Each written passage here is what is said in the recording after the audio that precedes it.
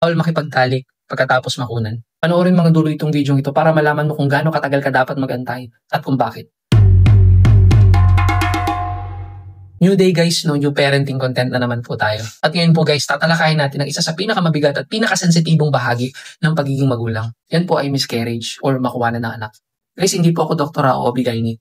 Ang lahat ng information dito ay base lang sa nabasa ko at sa mga kaibigan ko rin na nakunan before. Kailangan pa rin natin kumonsulta sa doktor para sa tamang medical advice. Ramdam ko po yan guys, walang katumbas na sakit ang pagkawala ng anak. Madalas mas pinagtutuunan ng pansin ng marami ang mental well-being ng nanay. Pero alam po ba natin na kailangan din natin bigyan ng pansin ang physical well-being niya? Bakit po nakukuhanan ng mga buntis? Malimit na hindi naiiwasan ng miscarriage. Kadalasan dahil daw po yan sa abnormal na chromosomes, mali raw po yung bilang sa itlog at semilya o problema sa pagtatanim ng itlog sa matres. Ang mensahe po natin dito, hindi yan kasalanan ng nanay.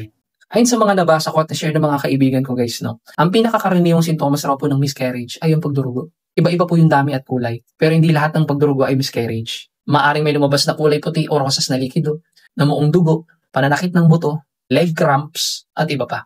Pumunta agad tayo sa ospital para sa medical advice. Ang hindi madalas pag-usapan guys, pero kailangan alamin natin, matapos makunan guys, patuloy rin po nagdurugo matapos makuwanan. Maaring sumakit ang sikmura dahil sa pagbabalik ng matres sa orinal nitong laki.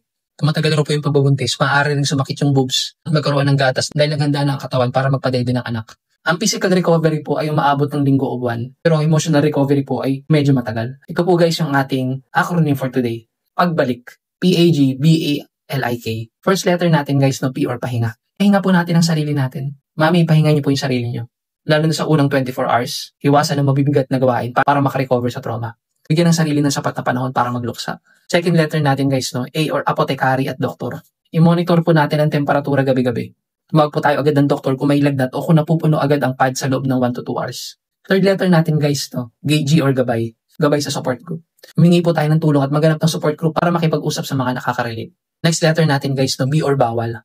Bawal muna makipagtalik.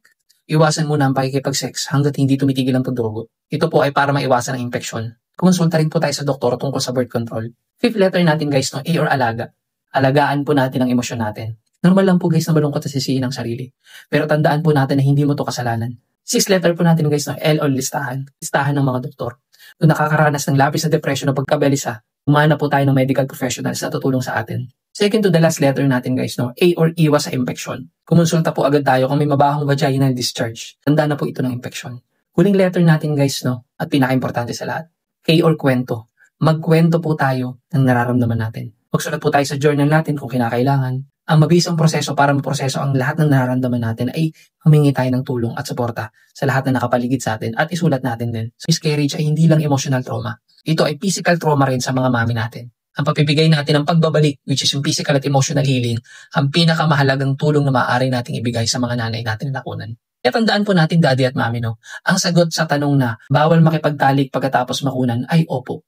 Hanggat hindi tumitigil ang pagdurugo dahil may panganib po na infeksyon yan. Ang pagbabalik lesson na magiging gabay para sa healing journey ng nanay natin. Iwasan po natin makikipagtalik at i-prioritize muna natin ang sarili natin para sa physical at emotional recovery. Again guys, humingi po tayo ng tulong sa mga doktor para sa mas malalim na consultation. Sa mga mamis at daddies na may kakilala na nakunan ng anak, itag niyo po siya o ang kanyang asawa para malaman niya na hindi siya nag-iisa.